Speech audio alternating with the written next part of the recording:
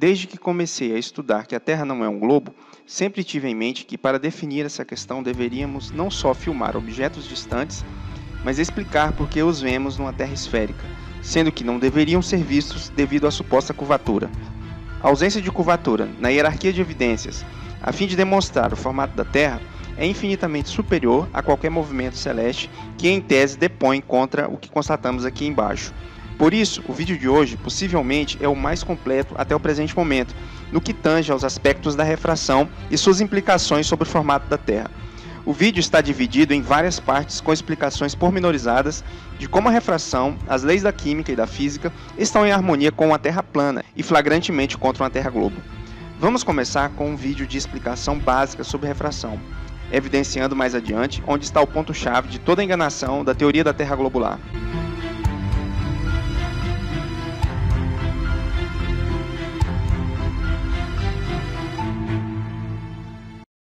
Olá pessoal, eu sou o Shankara e ela é Pooja.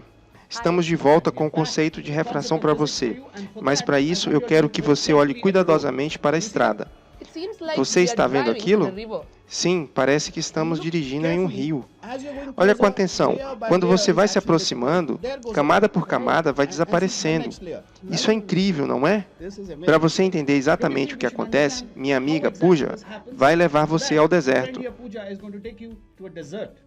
Então, você está pronto?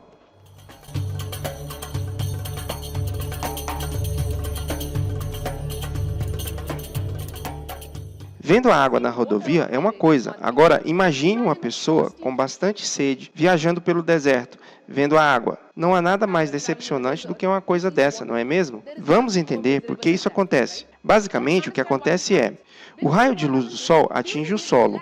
Com o chão aquecido, o ar logo acima ficou quente, mas conforme você vai subindo, o ar vai ficando mais frio. O que significa que a luz nesse exato nível, se eu levantar a minha mão, eu posso claramente sentir a diferença que esta minha mão mais baixa está muito mais quente do que a minha outra mão, que está muito mais fria. Portanto, vamos recordar que as camadas mais baixas são mais quentes, mas conforme você vai subindo, as camadas vão ficando gradualmente mais frias e mais frias. Agora, a luz que vem do Sol atinge um objeto. Aquela árvore é um objeto. A luz é refletida e entra na primeira camada. A primeira camada é mais densa do que a próxima camada.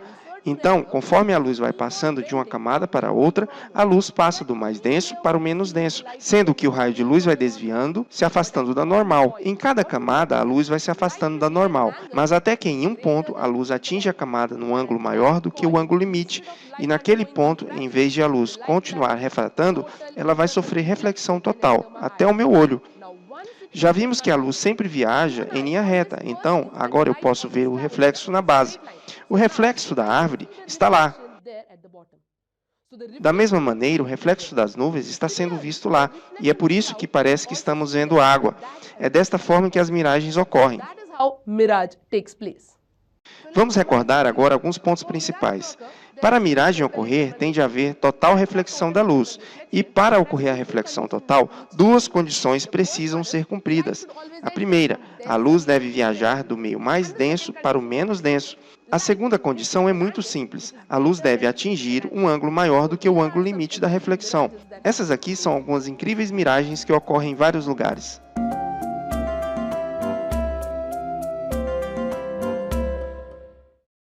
Vamos entender agora por que na atmosfera normalmente as camadas mais densas ficam em cima e as camadas menos densas embaixo. Ou seja, a variação de densidade das camadas atmosféricas é crescente de baixo para cima ou decrescente de cima para baixo.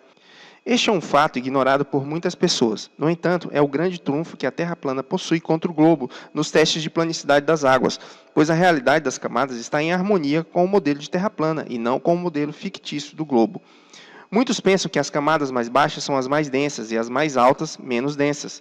Tal inversão da realidade só tende a favorecer o globo, pois com as camadas postas incorretamente, os objetos podem ser elevados, mas quando as camadas são postas como de fato são, os objetos observados que deveriam estar ocultos pela suposta curvatura passam a ser comprimidos, achatados, em perfeita harmonia com o que é observado na natureza. Para entendermos como se dá as densidades nas camadas, as quais já vimos no vídeo da miragem do deserto, precisamos de mais um vídeo explicativo, com base no estudo do químico italiano Amedeo Avogadro. Avogadro, a fim de entender por que o ar úmido é menos denso do que o ar seco.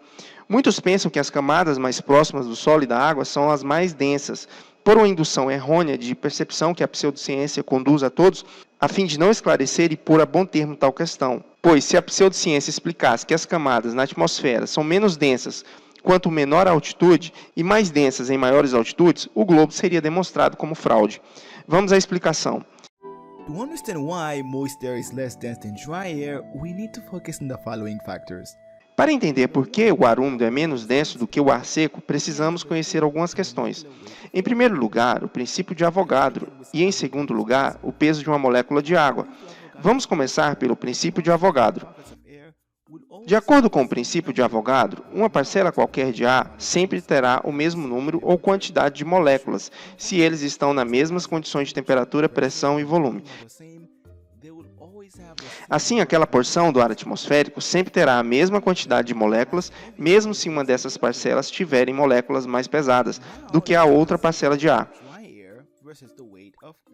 Agora vamos considerar o ar seco em contraponto ao peso do ar úmido. Pois bem, o ar seco é considerado anormal e regular, sem que nele tenha vapor d'água. No ar da nossa atmosfera, na sua forma mais simples, sem o vapor de água, a composição do ar é de 78% de nitrogênio e 21% de oxigênio. Portanto, para descobrir o peso do ar seco, tudo o que temos que fazer é nos concentrarmos nestes dois elementos. O nitrogênio tem um peso molecular de 14 gramas por mol, mas na atmosfera ele aparece em pares. Portanto, o peso do nitrogênio na atmosfera é de 28 gramas por mol. O oxigênio tem peso molecular de 16 gramas por mol, mas similar ao nitrogênio, o oxigênio aparece em pares, sendo, portanto, o seu peso na atmosfera de 32 gramas por mol. Agora, o ar úmido. O ar úmido também é como se fosse o ar normal e regular, com exceção de que ele possui vapor de água, que é H2O. H2O é composta por 2 átomos de hidrogênio e um átomo de oxigênio. Cada mol de hidrogênio pesa 1 grama, logo no mol de moléculas de água, o hidrogênio pesa 2 gramas, que somado ao peso do mol de oxigênio que acabamos de ver, 16 gramas, um mol de moléculas de água possui peso total de 18 gramas. Isso significa que a molécula de água é extremamente mais leve quando comparada com o nitrogênio e o oxigênio presentes na atmosfera. A partir de agora, você pode começar a perceber por que o ar úmido é menos denso do que o ar seco. Mas para termos um entendimento completo dessa questão, precisamos voltar para o princípio de Avogadro. Vamos considerar o exemplo de um recipiente vazio com ar seco. Se a jarra do nosso exemplo tiver 4 pares de nitrogênio e 1 par de oxigênio, o peso molecular total seria de 144 gramas por mol. Mas agora vamos colocar um outro recipiente, só que desta vez vamos colocar 2 moléculas de água dentro. Porém, para fazermos isso, devemos pensar no princípio de Avogadro, que diz: a quantidade de moléculas de uma mesma porção de ar permanece a mesma. Então, para mantermos a mesma quantidade de moléculas dentro da jarra, o vapor de água vai aparecer eliminando 1 par de nitrogênio e 1 par de oxigênio. E porque o vapor de água é muito mais leve do que o par de nitrogênio e o par de oxigênio, a densidade total do recipiente ficou muito menor.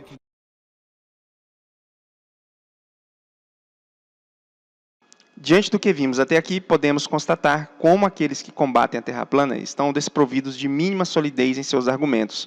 O editor deste blog, que costuma chamar as pessoas que pesquisam a Terra plana de terra chatos, responde à seguinte pergunta, possivelmente feita por ele próprio.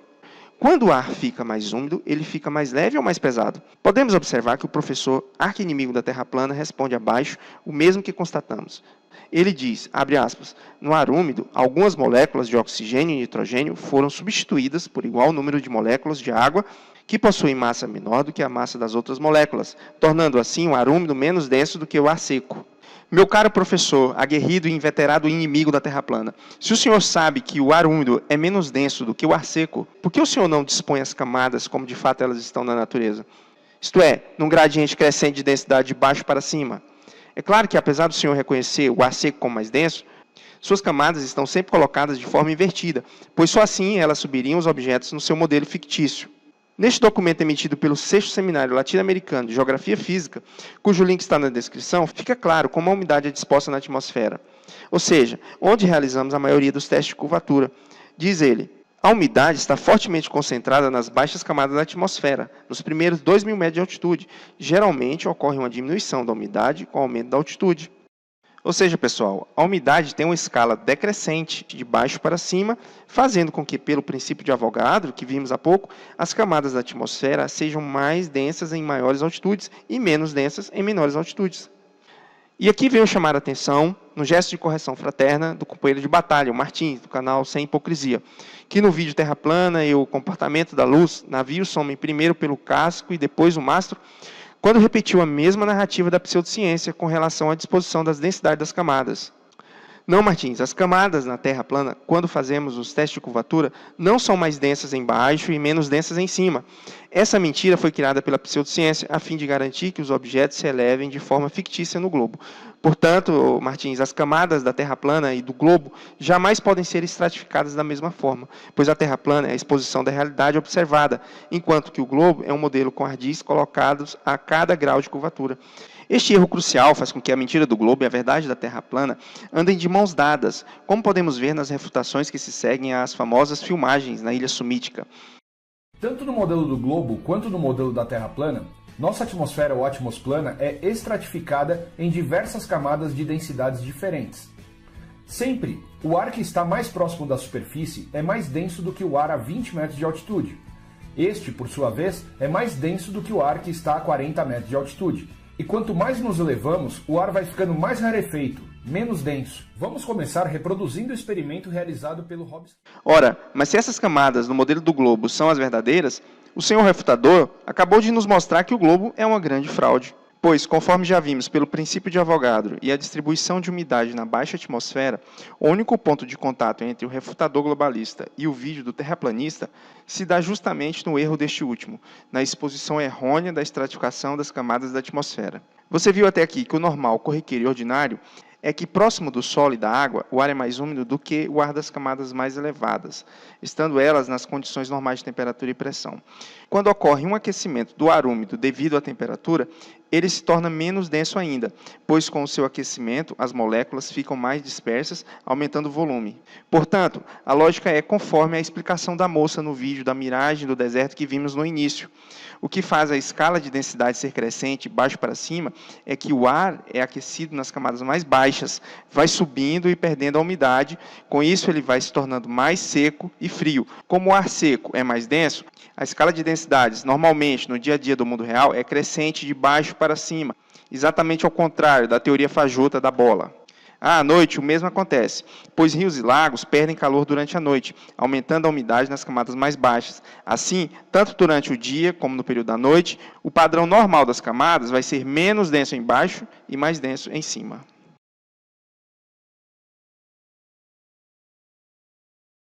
Vamos agora analisar as diversas situações de refração com as camadas dispostas de forma correta, bem como na configuração invertida, comentando os resultados.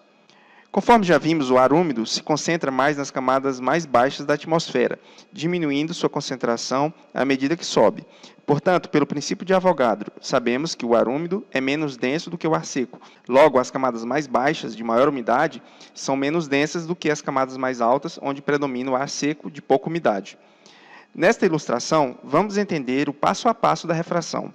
Conforme vimos no vídeo da miragem do deserto, a luz que vem do Sol atinge o objeto e reflete em todas as direções, levando até a nossa retina as imagens dos objetos iluminados. Como a atmosfera está estratificada em camadas, o nível do olho do observador ou o nível da câmera que está fazendo uma filmagem será o parâmetro para definir se o raio que está propagando do objeto até o observador está afastando ou se aproximando da normal. Aqui fazemos um parênteses para explicar estes conceitos básicos. Cada linha horizontal em roxo representa quando há mudança de densidade. Podemos dizer que cada linha roxa é um dióptro. A reta normal está ilustrada pela linha preta e ela é sempre perpendicular ao dióptro ou à camada. A refração vai ocorrer de duas maneiras. A luz pode propagar do meio menos denso para o mais denso e do meio mais denso para o menos denso. Quando a luz propaga do meio menos denso para o mais denso, a luz diminui sua velocidade, aproximando-se da normal. E quando propaga do meio mais denso para o menos denso, ela aumenta sua velocidade, afastando-se da normal. Portanto, se um observador está avistando um navio, uma ilha, um farol ou uma ponte, a luz que vem da base propaga até a retina em um sentido nas camadas, e a luz que vem do topo propaga no sentido contrário. Isto é, o raio que vem da base propaga do menos denso para o mais denso, se aproximando da normal, e o raio que vem do topo propaga do mais denso para o menos denso, se afastando da normal. Se o observador está acima por completo do objeto, todos os raios refletidos do objeto ao observador, desde a base até o topo, vão propagar do menos denso para o mais denso, se aproximando da normal, conforme a ilustração que vemos agora. Quando avistamos objetos distantes que deveriam estar atrás da suposta curvatura, nossos críticos dizem que tais objetos foram erguidos devido à refração. No entanto, quando eles não foram vistos, dizem que a curvatura os ocultou. Ora, a refração não pode levantar as camadas se no mundo real elas estão dispostas do mais denso para o menos denso. Nós vemos objetos sendo comprimidos, achatados, como é o caso dos andares destes prédios que foram encolhidos, quanto mais próximo da água estão. Vejamos como a refração na Terra plana faz todo sentido ao que observamos na prática. Quando a luz vem do topo do mais denso para o menos denso, ela desvia nas camadas, se afastando da normal. Assim, quando o raio chega ao observador, a imagem vai ser projetada na posição do prolongamento do último raio que atingiu sua retina. Observe como a nova altura do objeto fica inferior à sua altura real. Há uma compressão da imagem, conforme é observado. Quando o raio vem da base, acontece o mesmo. A imagem é comprimida de forma mais severa ainda. O menor desvio faz com que a luz, que se aproxima da normal, porque vem do menos denso para o mais denso, projete a imagem para baixo, formando a linha do horizonte. A atmosfera atua como a lente. Os raios que vêm de baixo vêm curvando para cima e os raios que vêm do topo vêm curvando para baixo. Mas ambos vão comprimindo a imagem, conforme vemos mais uma vez nos prolongamentos dos raios que abaixam a altura do objeto, bem como comprimem a base e formam a linha do horizonte.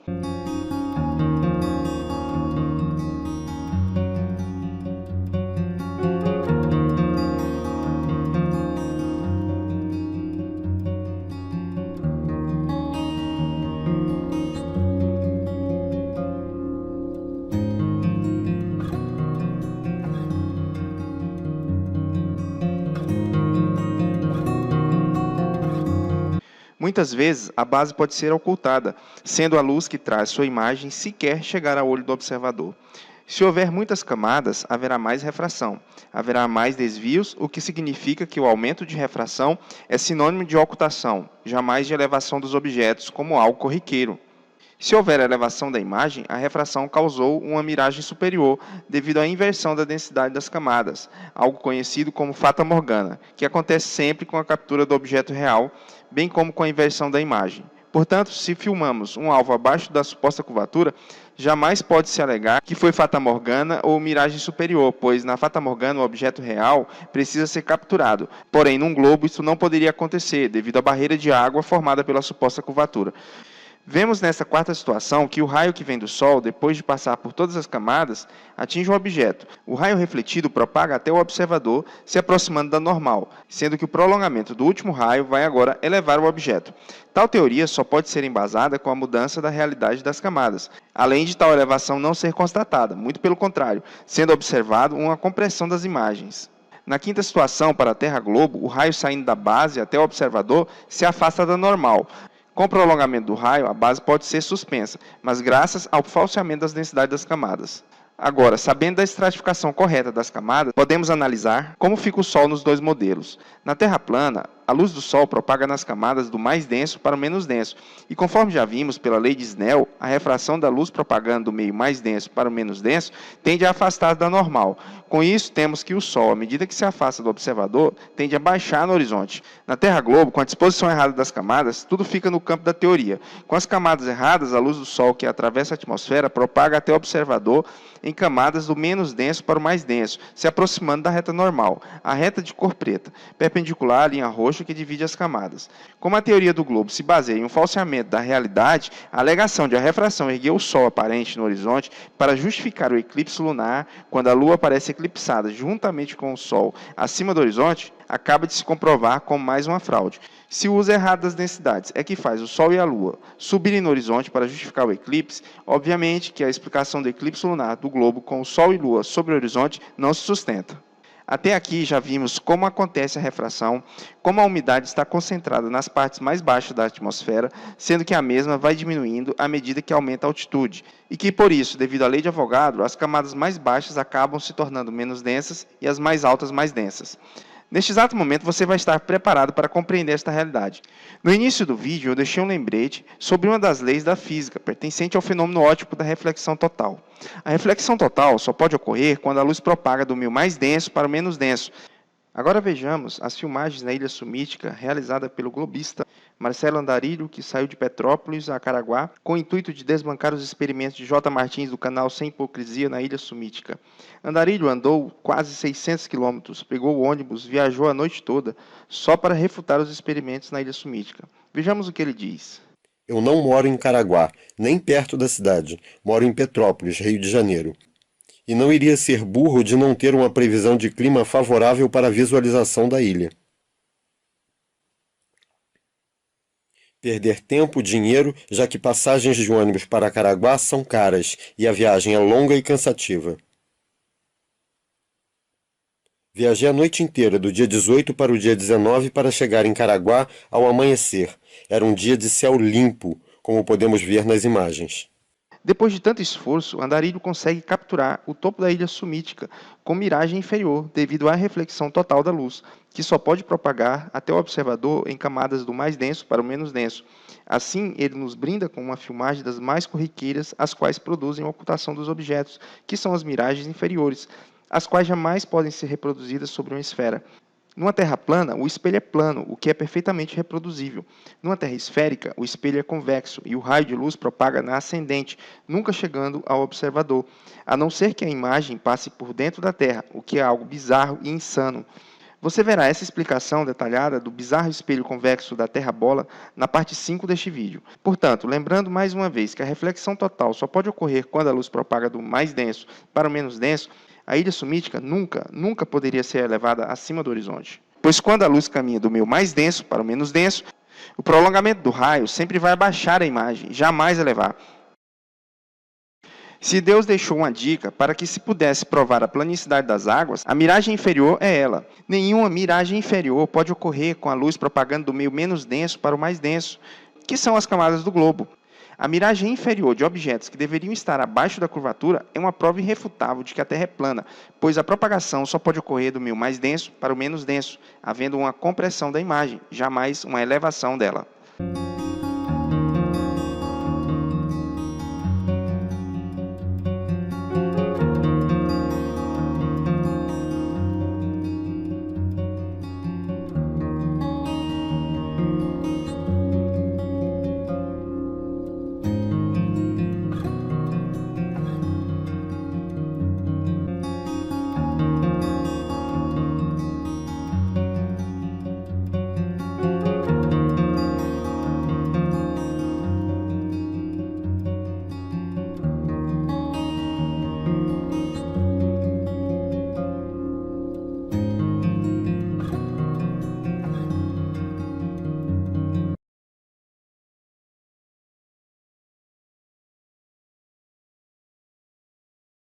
Vamos agora demonstrar como que na atmosfera baixa, onde realizamos os testes de curvatura, a densidade do ar devido à umidade pode possuir uma variação muito maior do que a variação da densidade devido à pressão. Vamos considerar, segundo algumas estimativas, que a temperatura reduz 1 grau Celsius a cada 100 metros de altitude. Conforme este documento de noções básicas de meteorologia, diz o seguinte: na atmosfera, o ar que sobe se esfria e o ar que desce se esquenta. Aproximadamente na atmosfera, o ar que sobe ou desce se esfria ou esquenta na proporção de 1 grau Celsius a cada 100 metros, respectivamente. Isto acontece sempre que o ar está seco, ou seja, a umidade relativa é menor do que 100%. Assim, nós consideramos a temperatura na altitude zero de 30 graus. Com isso, a 40 metros, ela estaria hipoteticamente a 29,59 graus. Para encontrarmos a pressão em função da altitude, utilizamos o site Digital Dutch. Comparamos a variação de densidade devido à umidade e a variação devido à pressão atmosférica de 39 metros para 40 metros e de 40 metros para 41 metros de altitude. A pressão a 40 metros foi de 100.845 pascais. As densidades devido ao ar úmido e devido à pressão foram encontradas por meio da calculadora online Air Density Calculator, utilizando o display Most Air para densidade por umidade e o display Dry Air para densidade por pressão, ou seja, desconsideramos o ar úmido para densidade somente por pressão. Os resultados demonstram que a variação da densidade do ar devido à umidade é quase 2 vezes maior do que a variação da densidade devido à pressão. As várias camadas na baixa atmosfera são formadas em função da variação de densidade, e essa discrepância é contribuída principalmente pela umidade, 0,017% contra 0,009% da variação da densidade por pressão. A matemática não pode criar a realidade, mas sim descrevê-la. Sabemos que a miragem inferior de objetos que deveriam estar atrás da curvatura não podem ser explicadas em um globo, justamente porque na miragem inferior as densidades nas camadas só podem ocorrer de baixo para cima, do menos denso para o mais denso. Demonstramos assim que as camadas na Terra plana podem ser retratadas matematicamente, muito embora a realidade das miragens inferiores já mostrarem tal fato em substância. Quem começou a estudar a Terra plana há cerca de 3 anos atrás, sempre ouvia o lugar comum de que a falsa curvatura era provocada por perspectiva e pela densidade atmosférica. No entanto, quem fosse investigar tais assuntos não iria achar maiores explicações, a não ser os testes de curvatura, que quase sempre mostrando a sua ausência, mas sem maiores explicações sobre a refração.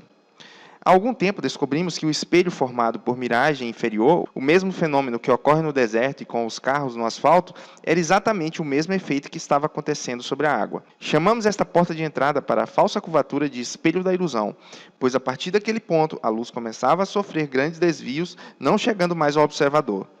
Muitos começaram a entender então que o barquinho sumindo no horizonte não passava de uma miragem. Mas afinal, o que é este espelho? Há algum espelho no horizonte? Alguém pode perguntar. Não, obviamente que não há. O que acontece é que a luz que parte do objeto até o observador vai sofrendo desvios nas inúmeras camadas da atmosfera, chegando em um ponto crítico onde não ocorre mais refração como da forma inicial. A luz sofre uma reflexão total e inverte o sentido da trajetória nas camadas. O observador passa a ver a imagem do objeto de forma invertida. Vejamos nos exemplos. Conforme já sabemos, a reflexão total só pode acontecer se a luz propaga do meio mais denso para o menos denso. Desta forma, a luz vem desviando camada por camada e sempre se afastando da reta normal. Quando a luz entra na camada em um ângulo limite, a luz passa a refratar em 90 graus, ou seja, na horizontal da camada. Todo o raio de luz que entra naquele local acima desse ângulo limite, ele passa a ser totalmente refletido. Este fenômeno óptico só pode ocorrer com a luz sempre propagando do meio mais denso para o menos denso. Portanto, aquele local onde a luz sofre a reflexão total é onde está, entre aspas, o espelho da ilusão. Logo, este local está entre o objeto e o observador, sendo o ângulo do último raio incidente refratado na camada igual ao ângulo do raio refletido. Quando o objeto se afasta para mais longe do espelho, o espelho é formado mais adiante, sendo que os raios que estão sendo refletidos vão atravessar as camadas numa distância maior ainda de onde está o observador. Os raios que estão desviando para cima sequer vão passar pela retina do observador, mas para objetos mais altos se cria um novo ângulo limite e tudo se repete com o objeto sumindo a parte de baixo primeiro e, por último, a parte de cima. Para a Terra plana, tudo isso é perfeitamente explicável. A água vai se comportar como este espelho plano. O raio que propaga do objeto em um determinado ponto é refletido para o observador. Vejamos agora quais implicações estes fenômenos estão para o globo. As miragens inferiores, conforme eu disse anteriormente, contrariam as densidades das camadas do globo, pois a luz precisa propagar do mais denso para o menos denso, ou seja, sempre se afastando da normal, a fim de que ocorra um desvio para cima, que atinja o observador. Como as camadas atmosféricas do globo são postas ao contrário, a fim de justificar que os objetos são elevados, bem como Sol e Lua eclipsada acima do horizonte, o globo acaba entrando em contradição insolúvel. Já sabemos que, devido às camadas invertidas, o espelho da ilusão seria impossível no globo, mas o segundo pormenor é que no globo a miragem inferior se dá sobre um espelho convexo. Vejamos como seria isso. Para que uma imagem inferior seja vista como a imagem desse coqueiro na base, a luz que vem refratando e sofre reflexão é refletida passando a propagar em linha ascendente. Isto é um fato incontestável, a menos que a pessoa negue a verdadeira ciência. Portanto, se você está a 2 ou 3 metros acima do nível do mar e o seu alvo está, entre aspas, atrás da curva, a uma distância considerável, a luz refletida também obrigatoriamente vai propagar em linha ascendente, para cima. Porém, nunca alcançará o olho do observador. A luz é desviada para cima sobre uma protuberância, que seria a suposta curvatura da Terra. Por isso, ela nunca poderia alcançar o observador do outro lado dessa protuberância. Adicionalmente, se o observador vê uma miragem inferior, o objeto real obrigatoriamente está acima da imagem invertida. Veja o exemplo do coqueiro com a sua imagem invertida na base. No globo, seria impossível formar o reflexo na base, pois o prolongamento do raio teria que passar por dentro da Terra, o que seria algo bizarro e, por que não, cômico. Veja a linha tracejada da imagem de cima, do observador à base, passando por dentro do... Assim, a grande maioria das filmagens com barcos sumindo no horizonte, bem como ilhas e faróis com miragem inferior, estão declarando para nós, com todas as letras, que a luz está propagando sobre um plano e nunca, nunca sobre um globo. Quando um globista vai explicar por que os objetos se elevam abaixo da curvatura, geralmente tentam retratar a atmosfera com um pratinho com água, similar aos livros do MEC. Ora, a atmosfera não possui um único dióptro. As inúmeras camadas possuem espessuras milimétricas. No trajeto que a luz propaga do objeto até o observador, inúmeros desvios podem ocorrer. E quanto maior for a distância, maior a probabilidade da temperatura, ventos e demais fatores climáticos criarem diversas densidades, aumentando a refração e, portanto, aumentando os desvios, fazendo com que a luz não chegue ao olho do observador. Isto é perfeitamente inteligível pela lei dos gases de Clapeyron. Um exemplo claro de como a lei dos gases de Clapeyron condiz com a Terra plana se dá ironicamente com o globista Andarilho, o mesmo que filmou a ilha sumítica com miragem inferior, provando assim que as camadas estavam dispostas do mais denso em cima para o menos denso embaixo. Andarilho passou um dia inteiro filmando a ilha sumítica. Segundo ele, a ilha só pôde ser filmada ao meio-dia, porque naquele momento a refração aumentou. Vejamos o que ele diz. Das 11h30 às 12h20. Fui do Pier do Camaroeiro ao Mirante do Pôr do Sol e depois à Praia da Freira. Os dados estão no... Ora, Andarilho acabou ele próprio mostrando que no horário que ele viu o topo da ilha foi justamente o momento em que a temperatura dos gases ficou constante. Pela lei dos gases de Clapeyron, se a temperatura se mantém constante, o meio se torna mais estável, devido a menor perturbação na dinâmica dos gases. Se as camadas da atmosfera estão estáveis, a luz sofrerá menos desvios, portanto menos refração. Exatamente o contrário da conclusão obtida pelo viajante globista. Adicionalmente, se o mesmo filma a ilha com umidade cada vez menor, bem como conseguindo encontrar uma janela onde a temperatura é constante, ele filmaria muito mais partes da ilha numa situação de menor refração ainda. Muitos perguntam de forma infantil, se a Terra é plana, por que não vejo a África ou o Everest? Ora, em milhares de quilômetros vai haver diversas temperaturas. Pela lei de Clapeyron, sabemos que a temperatura interfere no volume, e o volume está relacionado à densidade. Logo, quando o meio está estável, sem grandes variações de temperatura, é justamente quando vemos mais longe. No globo é o contrário. O globo precisa do caos, precisa de grandes turbulências teóricas na atmosfera, para conseguir uma justificativa de alta refração que suba o que não quer aparecer. Portanto, vimos até aqui que leis importantes da química e da física, Avogadro, Clapeyron e Snell, estão em harmonia com a Terra plana e amplamente contra uma Terra esférica. Agora, o que acontece com relação à Terra plana? Vamos lá. Bom, se vocês prestarem atenção, eu fiz aqui a linha anterior, ficou um pouco curvada, mas eu não quis levar em consideração curvatura, beleza? Então aqui eu faço outra superfície. Agora, para as imagens se curvarem para baixo, para as imagens serem refratadas para baixo, o que nós temos que ter? Nós temos que ter uma superfície vertical, certo? Nós temos aqui essa superfície que não vai ser... E nós temos aqui essas superfícies que separam as densidades. Essa é a visão que os terraplanistas têm. E sempre a camada que está mais longe do observador, que é essa última camada aqui, ela vai ser menos densa do que a camada mais próxima do observador. É assim que eles pensam. Se alguém pensa assim, não é este que vos fala. As camadas verticais que o rapaz colocou podem fazer parte do imaginário dele, da compreensão de como seria na Terra plana. No entanto, já discutimos o suficiente sobre a disposição das camadas até aqui. Por fim, deixo um desafio ao aguerrido inimigo da Terra plana, editor deste blog. O desafio está lançado. Caro professor, se você acredita que as camadas de densidade da baixa atmosfera são decrescentes de baixo para cima, mostre-nos, esquematizando com desenhos, como a luz curva para vencer o horizonte geométrico de uma esfera e, ao mesmo tempo, formar a miragem inferior de um objeto que supostamente estaria atrás da curvatura. Aguardaremos a sua resposta com as devidas ilustrações, aplicando a lei de Snell-Descartes, mostrando tamanha façanha. Se é impossível para a imagem passar por dentro da Terra, não o seria para a pseudociência, pois este será o seu devido lugar, quando a verdade tiver sepultado toda a mentira.